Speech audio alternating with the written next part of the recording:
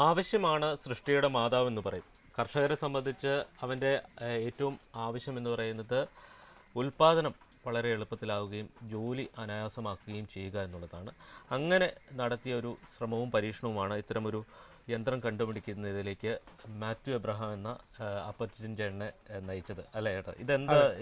ഇതെന്താണ് സാധനം? ഇതെങ്ങനെയാണ് ഇത് നമ്മൾ കപ്പ വാട്ടി ഉണങ്ങുന്നതിന് വേണ്ടി ഉപയോഗിക്കുന്ന സാധനമാണ്.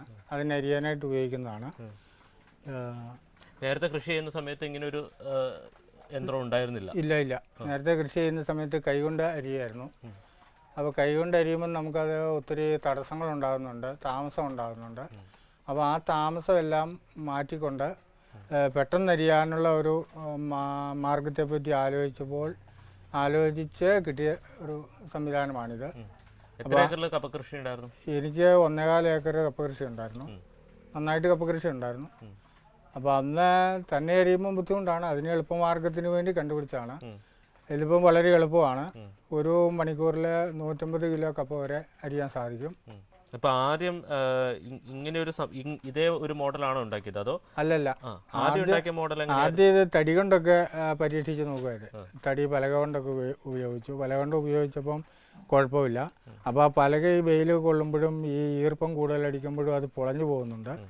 അപ്പോൾ അത് മനസ്സിലാക്കിയതിൻ്റെ പേരിലാണ് ഈ ഇരുമ്പ് തകിടയിലേക്ക് ആക്കിയത്. തകിടയിലേക്ക് ആക്കാനായിട്ട് ഒത്തിരി നാൾ 2-3 കൊല്ലം കഴിഞ്ഞതിന് ശേഷമാണ് ഇരുമ്പ് തകിടയിലേക്ക് ആക്കിയത്. അപ്പോൾ ഇരുമ്പ് തകിടയിലാക്കി കഴിഞ്ഞ് പിന്നെ അതിന് പൊളച്ചിലോ അങ്ങനെയുള്ള കുഴപ്പം വരില്ല. എന്നിട്ട് കപ്പ കൃഷി അവസാനിപ്പിച്ച് ഇപ്പം യന്ത്രം മാത്രമാണോ ഉണ്ടാക്കുന്നുള്ളൂ? ഇപ്പം ഈ യന്ത്രം മാത്രമേ ഉള്ളൂ. ഇപ്പം എനിക്ക് കപ്പ കൃഷി ഇല്ല. ഇപ്പം ഈ യന്ത്രം ഉണ്ടാക്കുന്നുണ്ട്. ഇത് വളരെ ആളുകൾ വാങ്ങിച്ചുകൊണ്ട് പോകുന്നുണ്ട്. ഇനി ഇതിൽ നിന്ന് പിന്നെ ഉള്ളി അരിയുന്നതിൻ്റെ വേറൊരു ടൈപ്പാണ്. ഈ മോഡൽ ഇതാണെങ്കിലും അതിന് വ്യത്യാസങ്ങളുണ്ട്. അതിൻ്റെ ബ്ലേഡ് പിടിപ്പിക്കുന്നതിലും ബ്ലേഡിനും ഒക്കെ വ്യത്യാസങ്ങളുണ്ട്.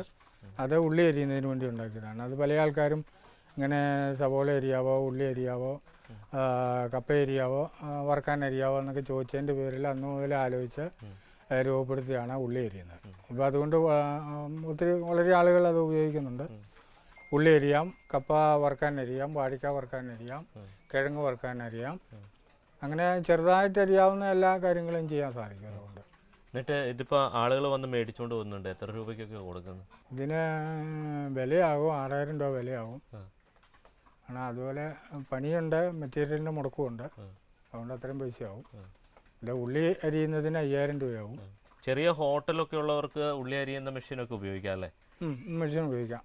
ഈ ഉള്ളി അരിയാനായിട്ട് ഹോട്ടല്, കേറ്ററിങ്ങിന് അങ്ങനെയൊക്കെ കൂടുതൽ അരിയാനുള്ളവർക്ക് അത് ഉപയോഗിക്കാൻ സാധിക്കും. പ്രായത്തിലും ഈ പുതിയ ആശയങ്ങൾ തിരയുകയും അതിനുവേണ്ടി ശ്രമവും നടത്തുകയും ചെയ്യുന്ന അപ്പച്ചൻ ഒരു മാതൃക കൂടിയാണ്. തൊടുപുഴയിൽ നിന്ന് വിനു കാഞ്ഞിരപ്പള്ളിക്കൊപ്പം ജെയിൻസ് രാജു, മാതൃഭൂമി ന്യൂസ്.